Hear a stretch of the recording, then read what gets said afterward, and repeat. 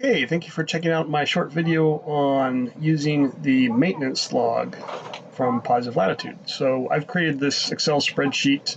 Actually, it's a spreadsheet that'll work in multiple applications. I typically use it in Excel. And basically, I've designed it to track all the maintenance tasks that we have on our boat, Positive Latitude. And so what I'm going to do is going to give a quick overview of the template using our live data. And then give you a short tour of a blank template to show you how to get started. So right now I've opened up our log in Excel here, and the first tab is vessel information. This is pretty generic. This is what I kind of wanted to keep as critical information about the boat here on this first tab. Obviously, there's a lot of things I can add, and a lot of the stuff may not apply to you.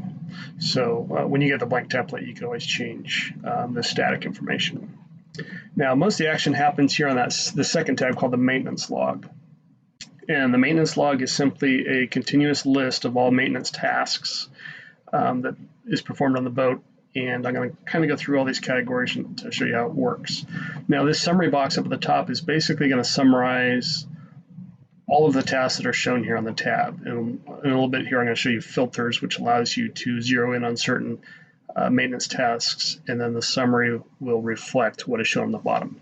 But first, let's talk about each of the headings. Obviously, date when the maintenance was performed, type, and I'll show you how you could change these for your own application. But I've divvied mine up into a couple of categories. I have corrective maintenance, I have enhancements, and then I have routine maintenance. Corrective is obvious, something's broken, you got to fix it. Enhancements, something we're adding to the boat, some new feature. And routine are things like oil changes, etc. The next column over is area.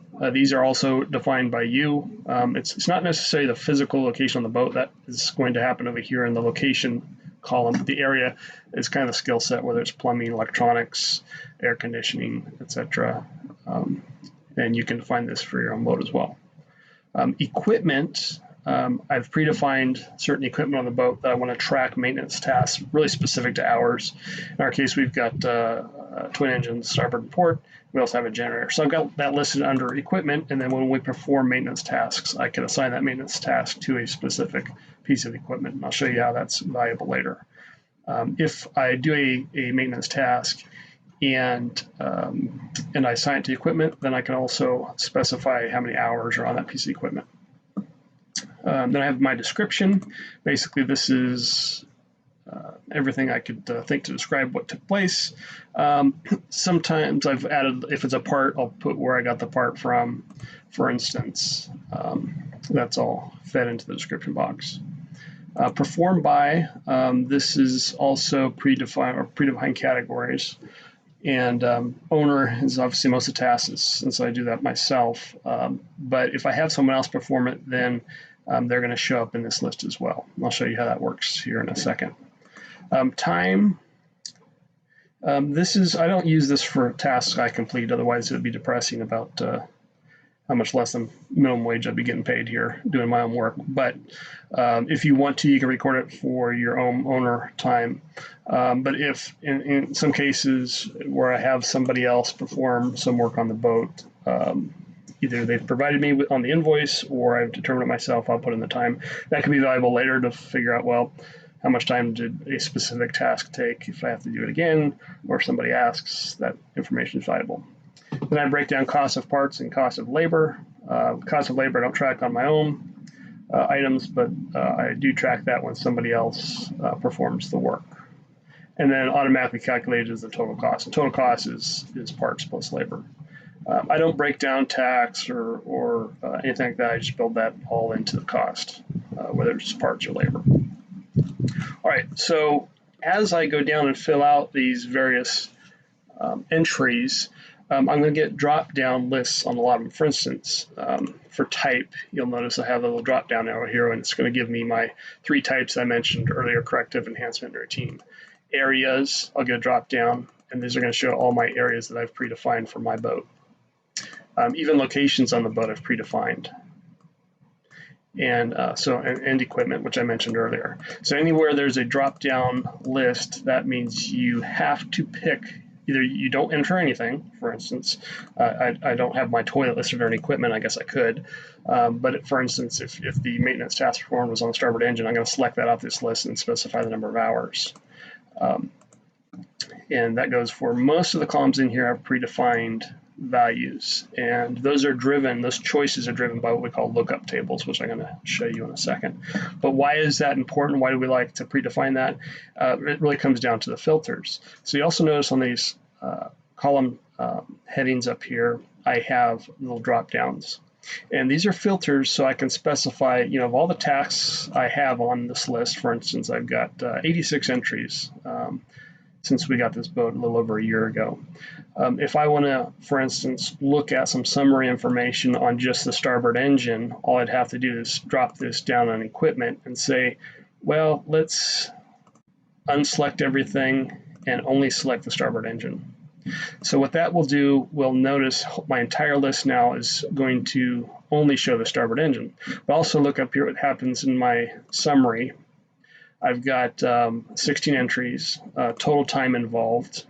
In this case, it was done by someone else. And time is always in hours and minutes. I've got cost of parts, and I've got labor, and then total cost. Now let's say, well, that's interesting, but let's see how much we've done on routine maintenance on the starboard engine. So I'll go ahead and leave the starboard engine selected in my filter. And now I could say type, well, just show me my routine maintenance. And that might be valuable strictly from the point of view of looking at the summary, but it's also, hey, if I'm just caring about oil changes or when I change the impeller or the fuel filter, etc., I can now look through my description and see the hours when that occurred. So it's a quick way to kind of get down to the details on a specific piece of equipment. And to get back to my full list, all I have to do is clear those filters. I can select the drop down and say select all again. So that's the strength of doing the filters. Now to get to the point where I can use those drop-down values, I'm going to be setting up lookup tables.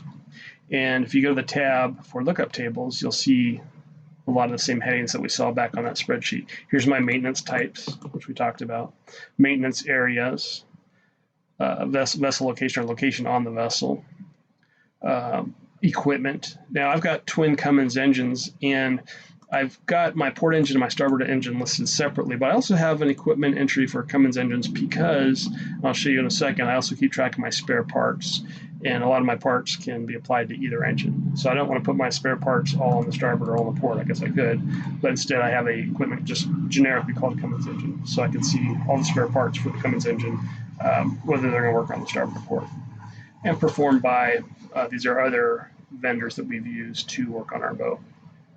And then engine or spare parts location, which we'll go ahead and jump to now. So my third tab down here at the bottom is spare parts inventory. And I don't have this complete yet. I've been catching up here. But what I've done here is gone through some of the basic engine parts that I've got, the consumables really.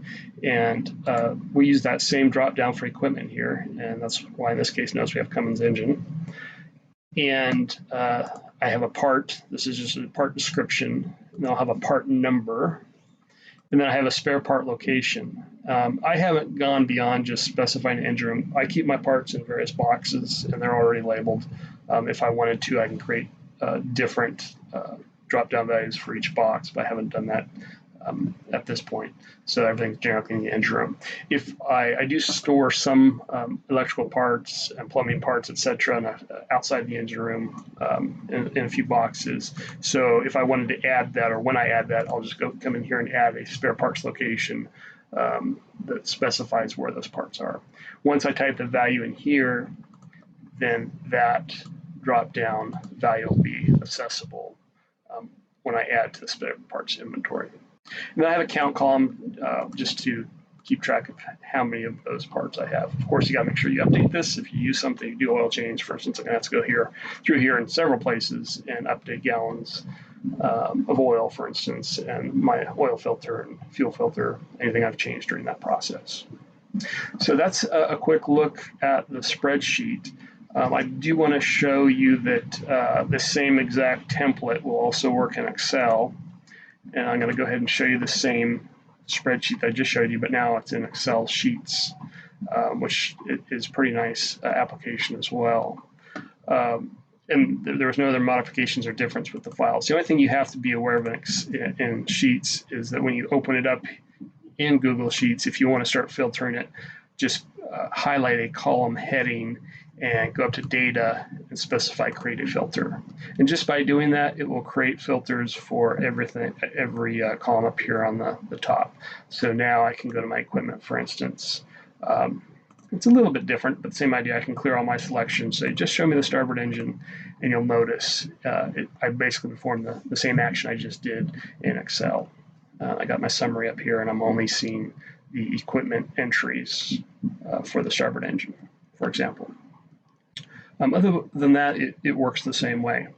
The only other place that I've done some testing and it seems to work fine is with LibreOffice, very similar to Excel. It's a free desktop application. I go ahead and loaded up the blank template to share a couple of things with you. So when you receive the template, this is what it's going to look like. It's empty, so you can fill all this information yourself. Let's go over that. So expect this is what you're going to see. Obviously, there's no records yet. The spare parts inventory is empty, but really the place you're going to want to start is in the lookup tables. Now I left a couple of values in here. You could change it, get rid of it, obviously add to it. Maintenance type, I thought, well, that might give someone some ideas to get started. Corrective enhancement or routine, that's certainly a way to start. But if you want to, for instance, hey, I need a drop down that's just going to show me oil changes, then rather than a broader category called routine, you can say oil changes. I also left performed by owner, since I think we're all in that boat. Hopefully we're all doing some work on our own boat. So that is, this is what you'll get when you actually receive the template, and good luck with it. Feel free to change it. It's a free template. Just wanted to share what works for us, and hopefully whoever's got the boat that I'm going to buy next grabs this and starts using it so that I can have that valuable information. Wish you all the best. Thanks.